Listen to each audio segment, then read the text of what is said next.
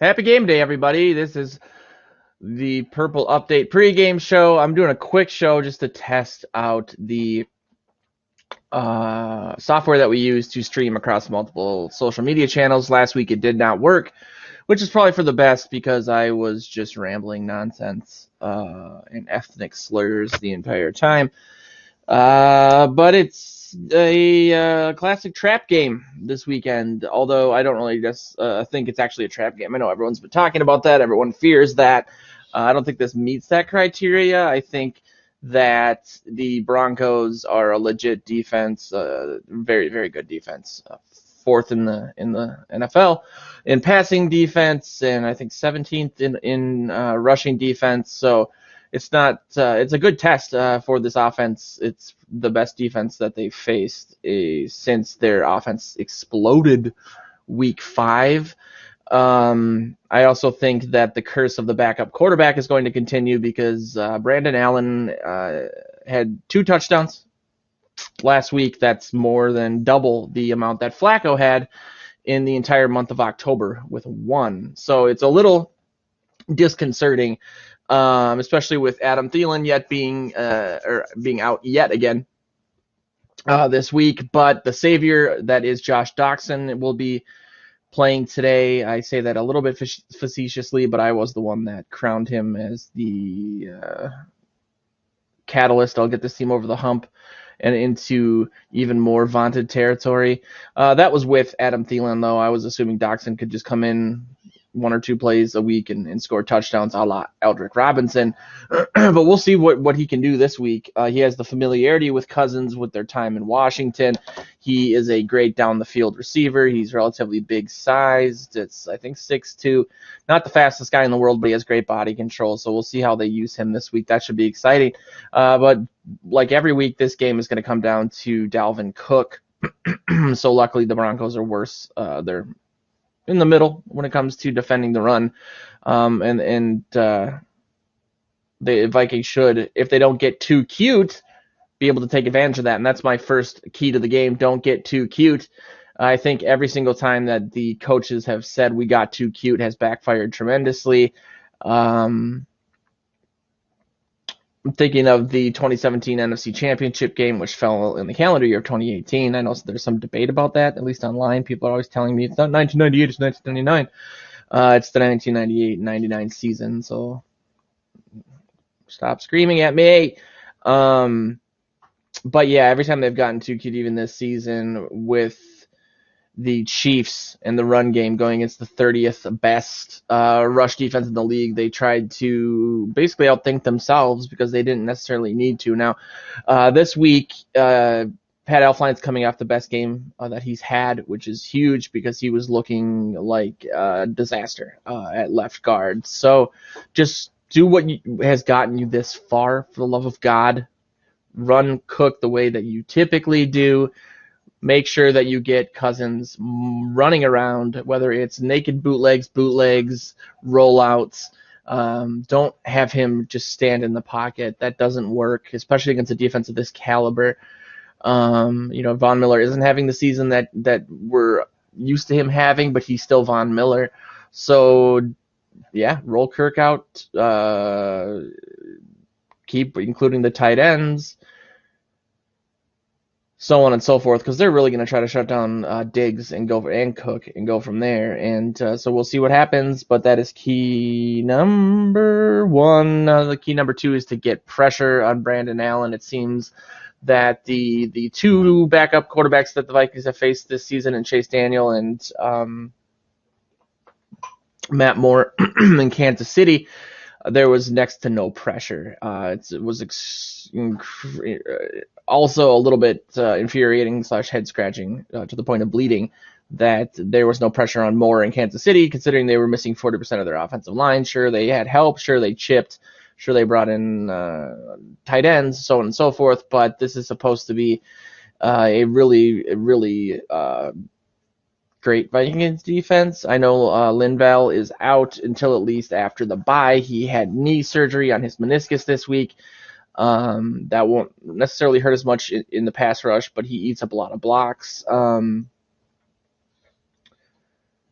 And so yeah, I just want to see more from Everson Griffin and Danielle Hunter this week. They've had intermittent great games, but it's really, I mean, I think a lot of the secondary issues, while the secondary is playing bad, there's also been a distinct lack of consistent pressure. So whether that comes from performance or execution or blitzes from Zimmer, I think that's something that we need to see more of. And on that note, too,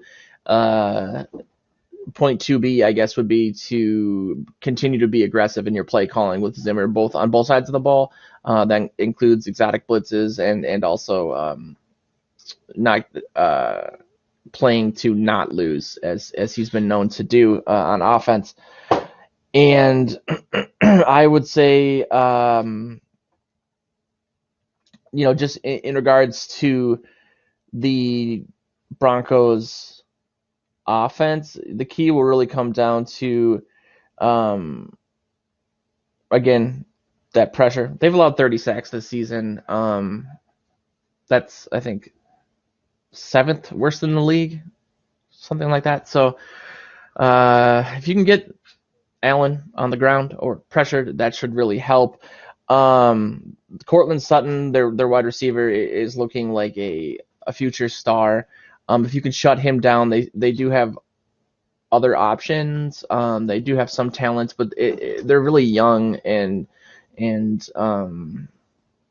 unproven. So this Vikings defense should have no problem shutting down the Broncos offense, but as we've seen, they've struggled, and I don't think it's as simple as blaming the secondary, but there is that aspect to it.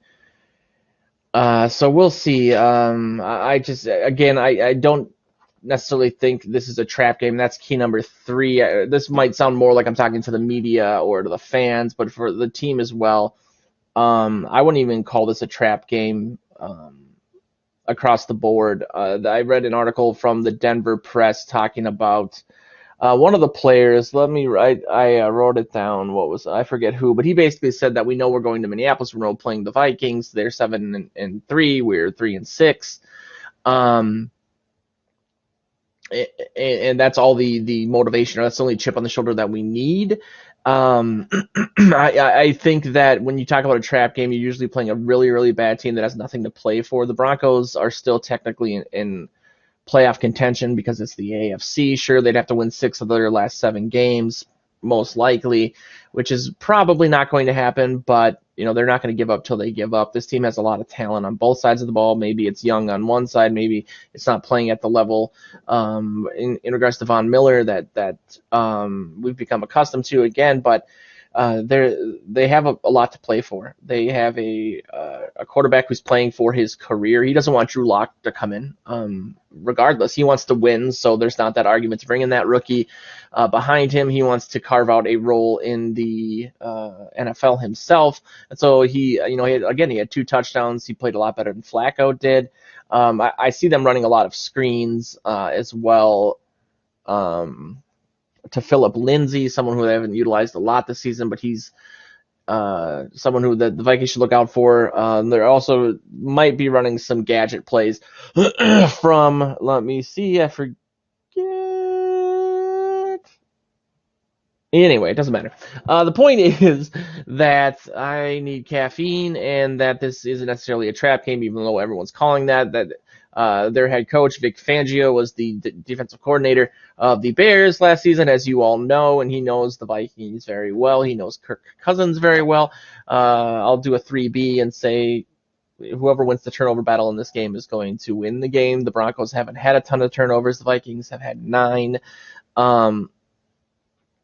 Yeah, man, Mike Labb, I agree with you, man. Not sleeping on Lindsay and the screens. As we saw against Kansas City and a lot last season with this defense, they can play perfectly in regards to, I'll just say, covering the running backs, not necessarily just the rush defense, but in regards to screens. But last year especially, they would perfect, except for one play, which tend to go for 85 yards and a touchdown, or 91 yards and a touchdown, as you saw with the Chiefs, with a running back who I think runs a 4.9 40. You can't just have mental lapses like that. They have to come out fast They have to come out strong. They have to come out early. They have to play with some intensity. I don't see a lot of intensity outside of Xavier Rhodes' meltdowns from this defense. They just seem to be going through the motions. They seem to be used to this. They've been in the system for a really long time. They've played with each other for a long time. I'm not saying they don't have any heart. I just don't see that oomph that I expect from a defense of this caliber, or at least this caliber, as we've been told. So I'm very happy that you commented, Mike, because last week none of my videos worked for whatever reason, and it appears that they are now. So I wanted to just do a quick show in case this didn't work, so I could work on it during the game and get something up for halftime. I will be back at halftime and then after the game with my homie Kirby O'Connor. I am predicting a Vikings victory, but I don't think it'll be a very high-scoring affair. I'm hoping at least it won't be from the Broncos. I would love to see a shutdown game from this Vikings defense. It would make me so happy going to the bye week. I think we need to go into the bye week with a good taste in our mouth. We're rolling high after that Cowboys game. We need some good news after the Iowa game yesterday with the Gophers, which I think a lot of people saw coming, myself included, but I'm just, I hate Iowa, the team. I just dislike the state. I don't hate it. That's supposed to be a joke. Sorry, Mike, if you're from Iowa. But I'll be back at halftime. My cats are going to murder me. I have to get the live chat up. So if you want to join us on the live chat, it'll be on VikingsTerritory.com and PurplePTSD.com. Otherwise, I'll check you guys at halftime. Hopefully, after I throw up, we'll have some good news. I typically, Mike just asked if we had the 49ers after the bye. I don't plan on being alive for that much longer, but I thought it was, it's the Seahawks. So that's what I thought, but I wasn't 100% sure.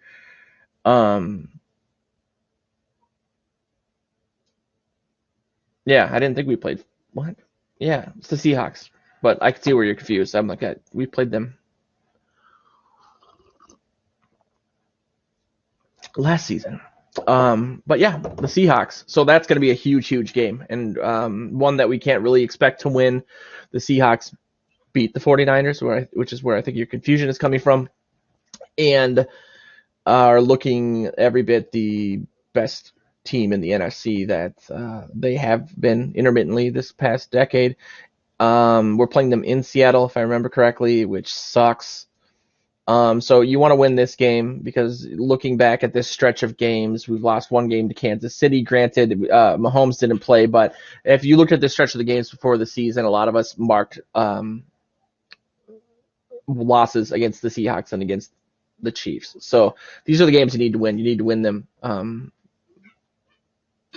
obviously, but convincingly, and we need to see some semblance of a pulse from this secondary, again, going into the bye and then going into Seattle, one of the worst places to play against a team that's firing on all cylinders right now. For us to get confident about that game as writers and fans, but for the team as well, it would just be, it would mean everything. So I think the game has started. I'm going to shut up. Thanks for your questions and comments, Mike. Hopefully you'll be back at halftime and after the game, and we'll have some happy joys to talk about. Ren and Stimpy reference. Where did that come from? The cats are going insane. Oh, you guys want to see a cat fight before you go? Don't call the ASPCA. Look at them. Well, no, Fluffy was just fighting Oh with no, her tail. She's dead. Wow. The game's on, and I'm just watching cat fights. All right, check you guys at halftime. I love you.